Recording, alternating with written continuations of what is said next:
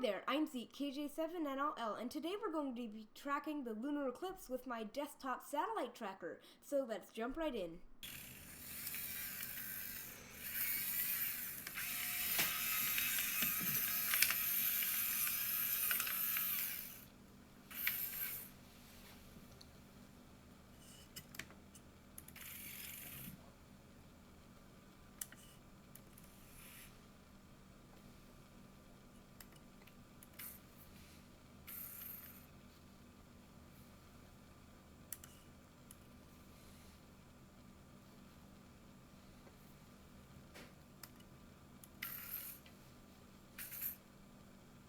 In this video, we tracked the sun and moon in a lunar eclipse, and they were at the same exact position, meaning not only that the tracker's working, but also that the sun and moon from this position, our location, were basically right on top of each other.